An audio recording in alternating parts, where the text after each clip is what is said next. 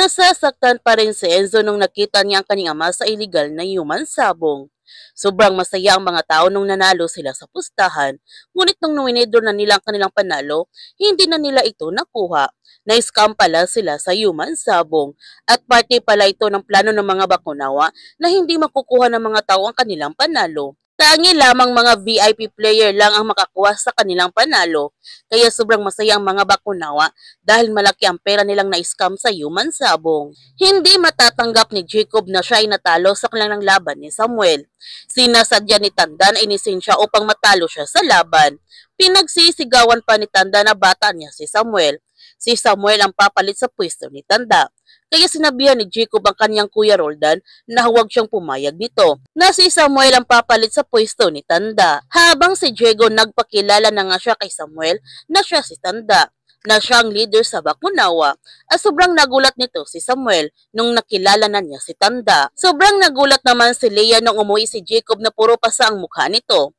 Nagsinungaling naman si Jacob na may nakasparing siya sa gym at nagkainitan sila. Ngunit hindi naniniwala nito si Leah dahil alam niya na nagsisinungaling si Jacob sa kanya. Sa pag-uwi ni Samuel sa kanyang bahay, nagalala ng uso si Lolita nung nakita niya ang pasa sa mukha ni Samuel.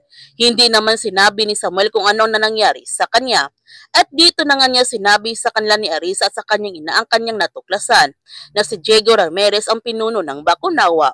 Siya si Tanda. At hindi dapat sila magpapahalata na alam na nila ang totoo. Samantala, ipinalam na nga ni Samuel sa kanila ni Paeng, Ismael, Agnes at Colonel Enrico ang kanyang natuklasan na si Diego Ramirez si Tanda.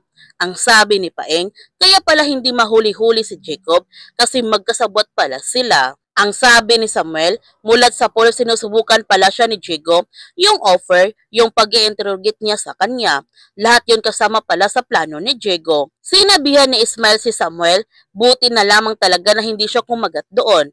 Ang sabi ni Colonel Enrico, muntik na siyang humingi ng tulong kay Diego. Kung nagkataon, bigo ang kanilang misyon. Patay sila. Umiiyak naman si Agnes dahil alam na niya kung sinong pumatay sa kanyang ama. Walang iba kundi si Diego dahil pinagkatiwalaan ito ng husto ng kanyang ama. Kaya sinabihan ni Agnes si Colonel na kailangan na nila patumbahin si Diego. Kung dati ang misyon nila makilala si Tanda, ngayon kilala na nila ito. Alam na nila kung saan yung kanilang scam warehouse. Alam na nila kung sino ang pumuprotekta sa grupo ng Bakunawa. Kailangan na nila tapusin si Diego. Sinabihan na Colonel si Agnes na alam niya na hindi pwede basta-basta lang.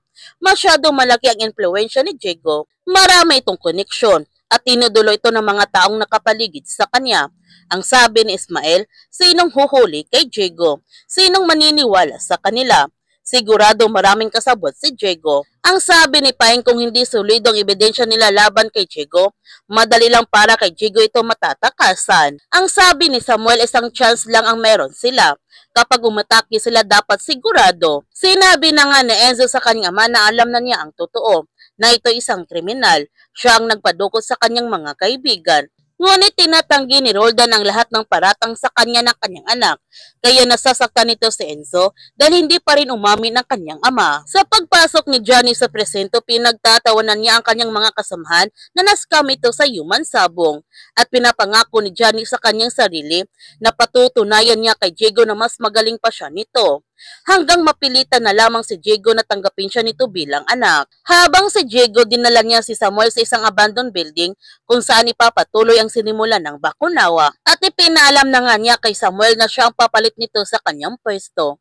Sobrang nagulat si Samuel sa sinabi ni Diego sa kanya. Nandoon naman sina Jacob at Roldan dahil sinundan pala nila sina Diego at Samuel at sobrang nagulat din sila sa kanilang narinig. Papayag kaya si Samuel nito? Yan ang ating abangan sa Sins of the Father. Kung bago ka pa channel ko, don't forget to like, subscribe, and click notification bell para palagi kang updated sa mga videos na upload ko. Thank you for watching and God bless everyone.